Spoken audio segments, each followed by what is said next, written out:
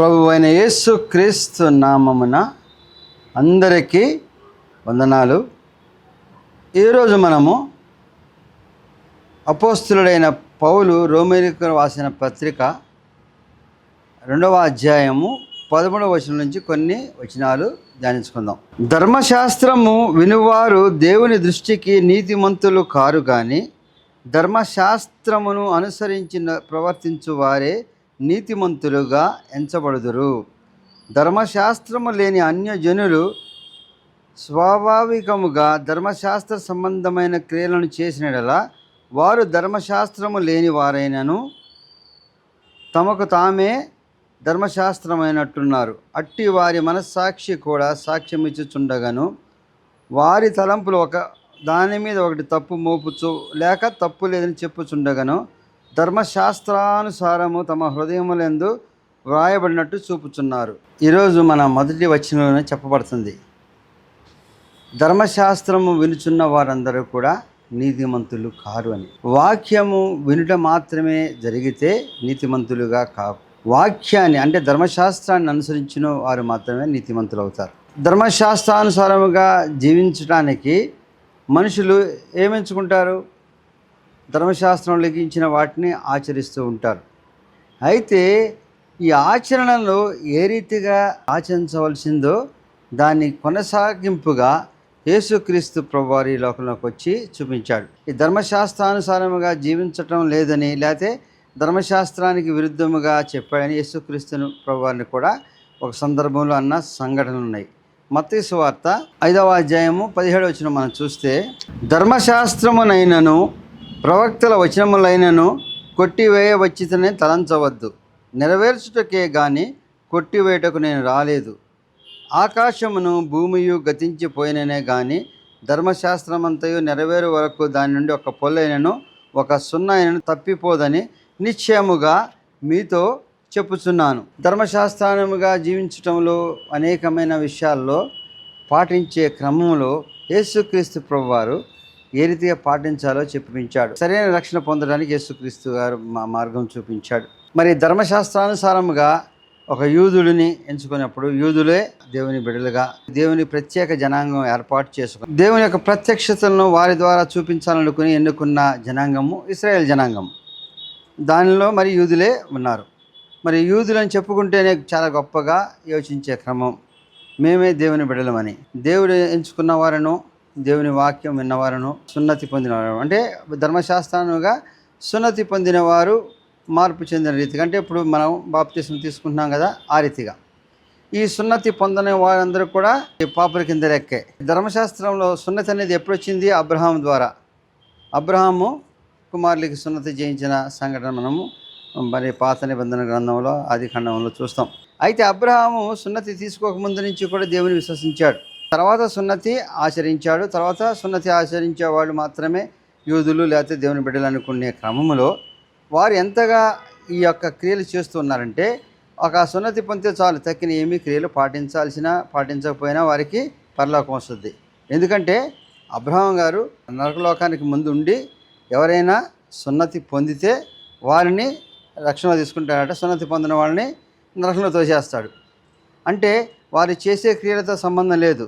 సున్నతి పొందితే అనే ఒక మూర్ఖమైన యోచనతో కూడిన విశ్వాసంలో పడిపోయిన క్రమములో ఈ యొక్క కార్యము ద్వారా మాత్రమే నువ్వు పరిశుద్ధులవో దేవుని బిడ్డవో లేకపోతే రక్షణలో ఉన్నవాడివి కాదు. ధర్మశాస్త్రాన్ని వింటే మాత్రమే నువ్వు దేవుని బిడ్డవు.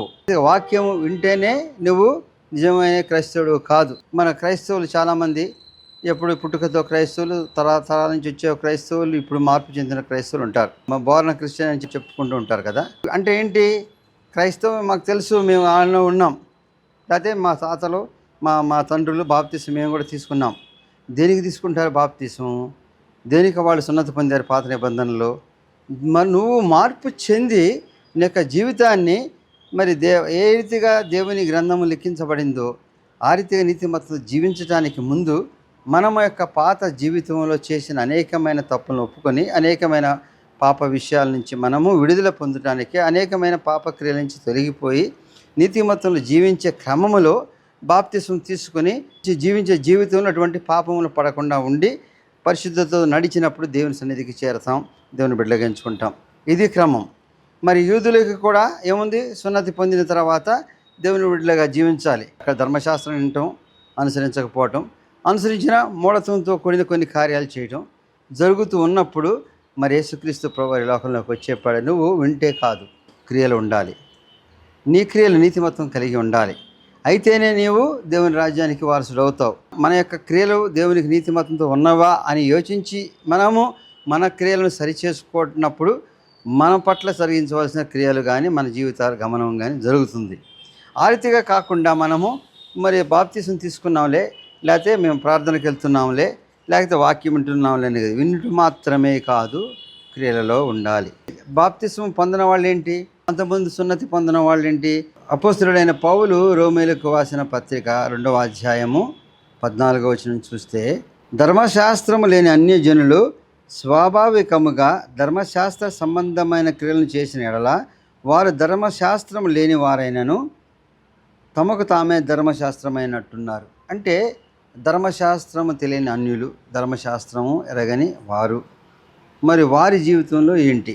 దేవుని వాక్యముని అనుసరించకపోయిన వారు అనేక మంది ఉంటే, దేవుని వాక్యము అందక అయినను వారి జీవితంలో నీతిమతంతో జీవించిన వారు వారే ధర్మశాస్త్రమైనట్టున్నారు. అంటే వారు ధర్మశాస్త్రము చెప్పిన రీతిగా నడుచుకోవటం ముఖ్యమనేది వాక్యం చెప్తుంది. అంటే మనం ఇక్కడ ఏమి వింటున్నాము, వచ్చి మనం ఏ రీతిగా జీవించాలనుకుంటున్నాము, మన జీవితంలో ఏమి మనం అన్వయించుకోవాలనేది నేర్చుకోవాలా.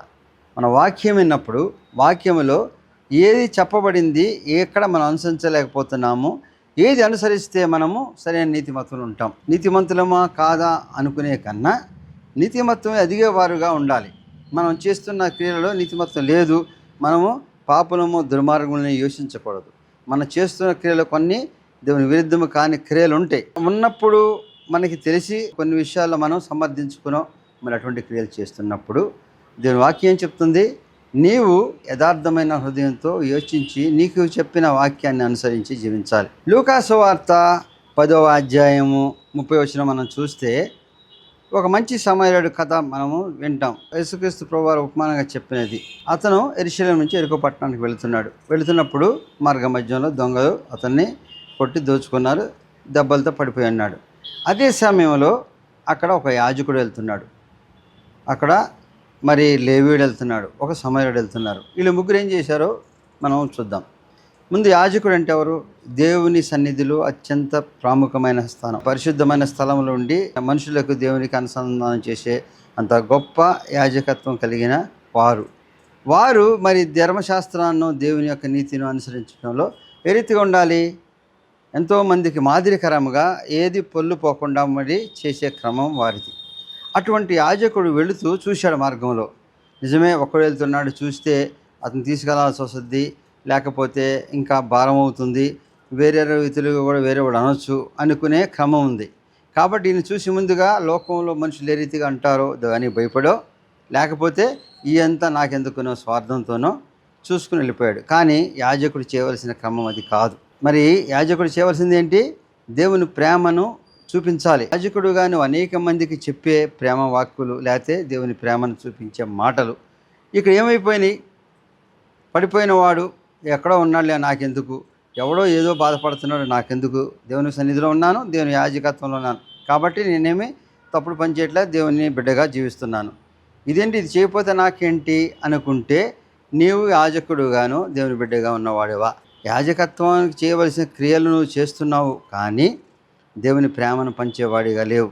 దేవుని నీతిమత్వము ప్రేమ కనబరిచేవాడి ఉండాలి. యాజకుడిగా ఉన్న వాళ్ళు చేయవలసిన క్రమమేనా?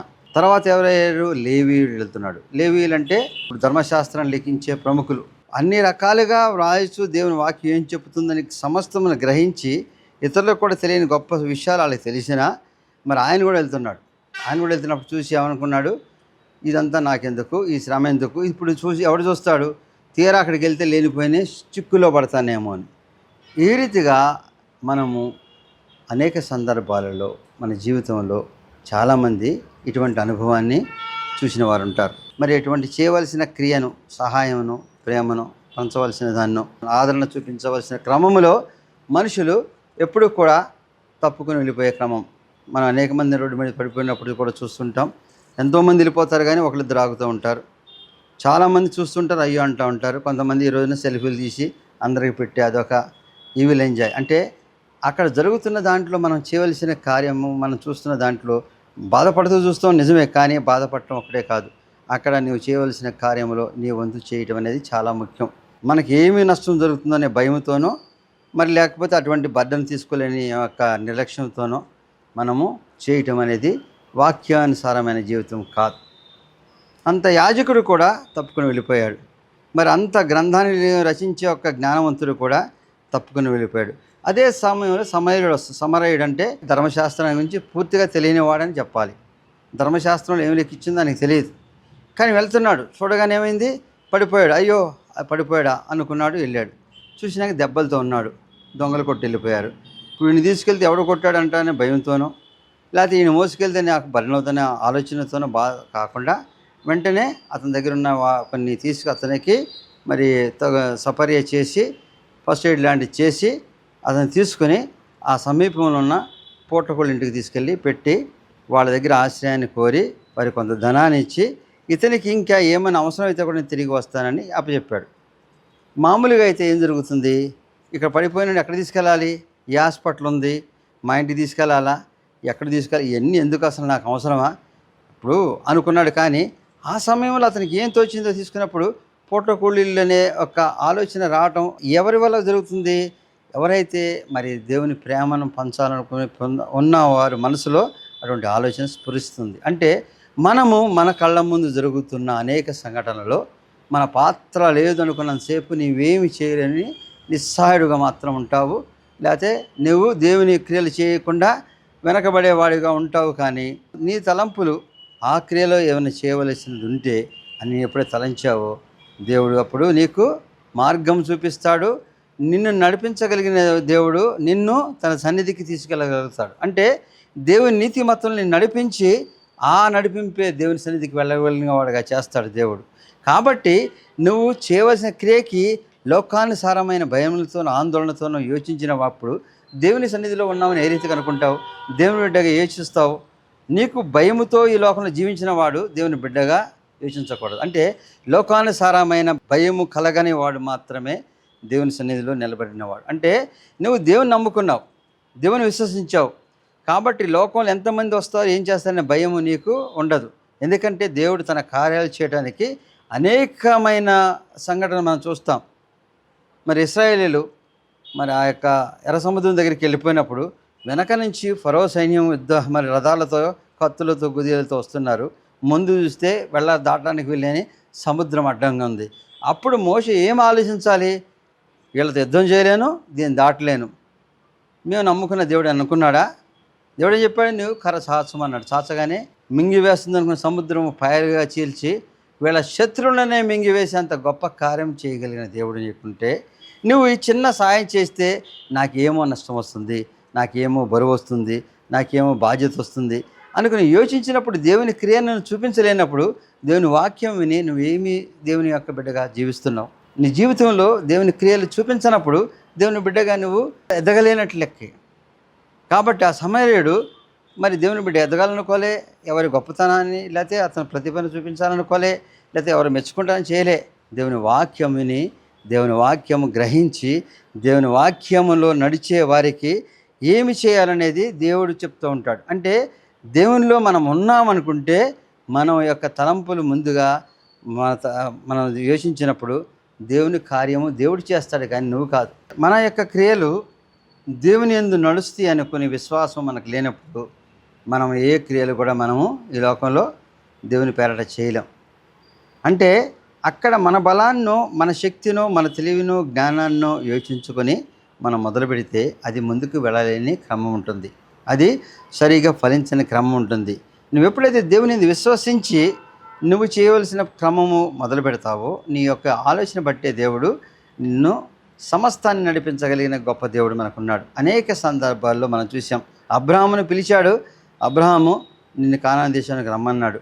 అబ్రహాము రమ్మన్నప్పుడు అబ్రహాం ఏమన్నా మామూలు మనిషి, ఒక వ్యాపారస్తుడు, కావాల్సిన సంపద అంత ఉంది, 70 ఏళ్ల వయసులో ఉన్నవాడు.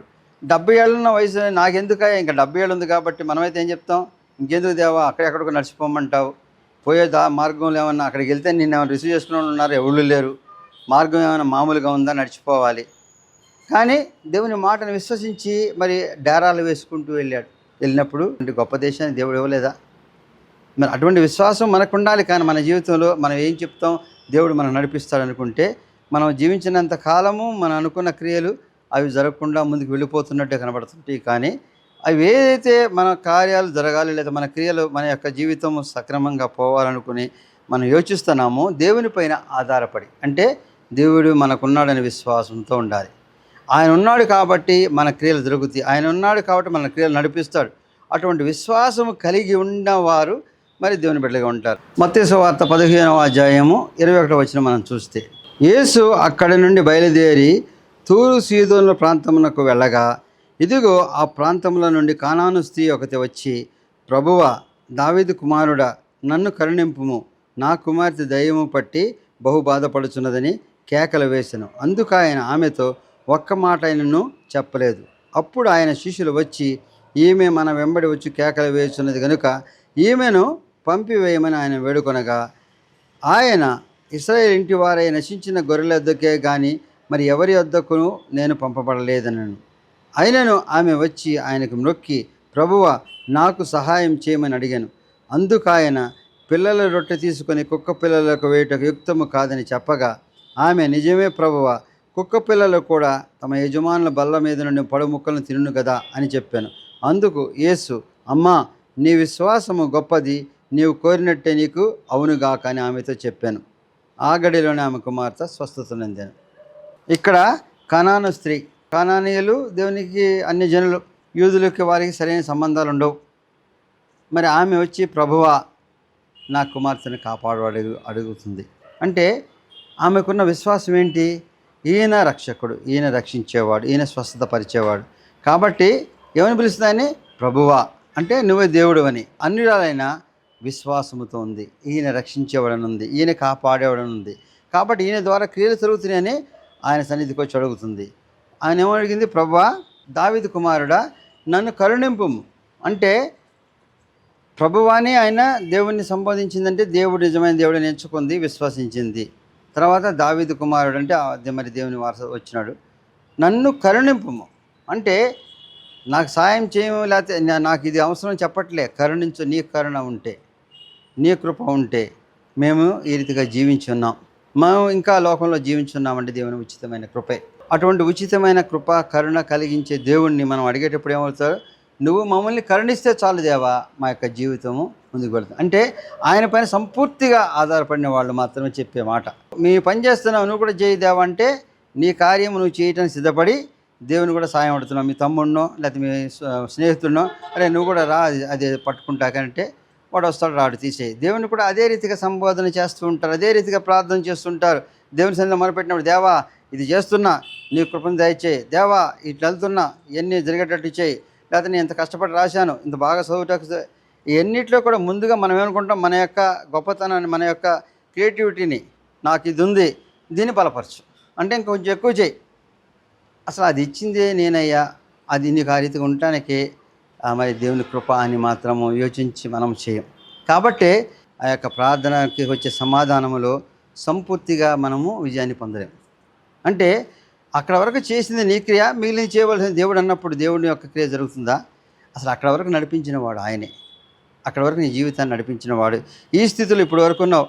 ఈ రోజున నువ్వు నిద్రపోయి పొద్దున్నే ఉదయాన్నే లేగగలిగావు. ఎవరి కృపది? ఎంతమంది లేగగలుగుతున్నారు? మరి వాళ్ళందరి పరిస్థితిలో ఏం జరుగుతుంది? ఈ క్షణంలో ఏం జరుగుతుందో ఏమీ నీ చేతిలో నువ్వు శాసించలేని నీ యొక్క నన్ను ఆయుష్ ఎత్తుగా ఉందన్నాడు. మరి దేవుడు అటువంటి మరి ఆయుష్ కలిగిన మనము మన యొక్క క్రియల గురించి చెప్తాం. దేవా, ఎంత పని చేశానో ఇది కొంచెం ముగించు, ఇంతగా నేను జ్ఞానవంతుడిని, ఇంకా అభివృద్ధి చేయి, లేకపోతే నిన్ను ప్రైజులు కొట్టేశాను, నీకు కృతజ్ఞత అంటే నేనే చేశాను. కాబట్టి ఎన్ని చేయటానికి నువ్వు ఎన్ని సహాయం చేసావని యోచించామా? నువ్వు అక్కడికి వెళ్ళటానికి, అక్కడ పార్టిసిపేట్ చేయడానికి, లేకపోతే అందుకు కావాల్సిన ప్రిపరేషన్ చేసుకోవడానికి అనేక ఆటంకాల శోధనలు తప్పించి నిన్ను ప్రముఖుడు ఎంచడానికి దేవుడు ఇచ్చిన దాన్ని బట్టి మనం స్తుతిస్తామా? అనో నీవు సాధించిన దేవా నీకు వందనాలు. ఇది కాదు దేవుని సన్నిధిలో చేయవలసిన ప్రార్థన, ఇది కాదు దేవుని వాక్యం చెప్తుంది. సమస్తం ఆయన ఆధారపడి నువ్వు చేస్తున్న క్రియలో ఆ రీతి నడిపిస్తున్నాడు దేవుడు. నిన్ను వాడుకుంటున్నాడు, నీ సహాయం చేస్తున్నాడు. నీ యొక్క తెలివితేటలను దేవుడు మరింతగా ఆయన గొప్పగా చేసి నేను నడిపించినందుకే నువ్వు ఈ స్థితిలో ఈ కార్యాలు చేయగలుగుతున్నావు.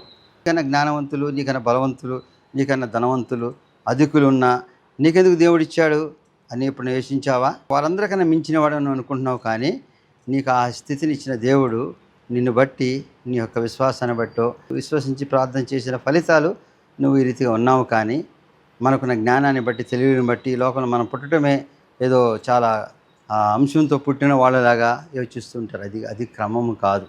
మనం ఈ రీతిగా అభివృద్ధి చెందటము దేవుని కృప, దేవుని నడిపింపు ఆయనలో ఉన్నందుకు. అది ఇంకాను మరింతగా బలపరిచే రీతిగా మన యోచనలు ఉండాలి. అంటే మనం ఎక్కడైనా దేవుని మార్గంలో తప్పిపోతే సరిచేసుకొని దేవుని కృపను పొందేవాళ్ళుగా. కాటేమా దేవా కరుణింపు, మమ్మల్ని కరుణింపు అని ఎప్పుడు అందో మరి దేవుడు వెంటనే కరుణించాలి. కానీ ఈమె అన్యురాలు అయితే ఈమె యొక్క విశ్వాసాన్ని దేవుడు పరీక్షిస్తున్నాడు. అన్యురాలు వచ్చి దేవుడిని అన్నా దేవుడు వెంటనే స్పందించి ఆమె రక్షణ చేయలే. అయితే ఆమె ఆ విశ్వాసం ఒకటే ఉందా? ఆమెకి ప్రేమ. అంటే దేవునికి ఉన్న ముందు మనం దేవుని విశ్వసించాలి, తర్వాత ప్రేమ కలిగిన వారుగా ఉండాలి. అంటే మనము చేస్తున్న దేవుని అడుగుతున్న క్రియ ప్రేమతో ఉండాలి. అంటే ఎదుటివాడిని దూషించేది గాను, ఎదుటివాడిని నష్టపరిచేది గాను, మనకి స్వార్థంతో కూడినది కాకుండా ప్రేమతో కూడిన మాట దేవుని సన్నిధిలో మనం పలకాలి. అంటే మనం చేస్తున్న ప్రార్థన ప్రేమమై ఉండాలి. ఏమేముంది? కూతురి పైన ఎంతో ప్రేమ ఉంది. కూతురు దయాలు పట్టి బాధపడుతుంది. నా కూతురు బ్రతకాలి అంటే ఆమె పైన అపారమైన ప్రేమ. మరి ఆమెను ఎవరు పట్టించుకొని స్థితిలో ఆమె అరుస్తున్న సమాధానం చెప్పబోయిన పట్టు విడవాక అడుగుతుంది, నా కుమార్తెను రక్షించమని. ఆ రీతిగా మనము ప్రేమను పంచే వారముగా ఉన్నప్పుడు మన యొక్క ప్రార్థన దేవుని సన్నిధిలో వినబడాలంటే ఆ ప్రేమ ఆలోచనతో మనము దేవుని సన్నిధిలో ప్రార్థన చేసినప్పుడు దేవుడు సమాధానం ఇస్తాడు.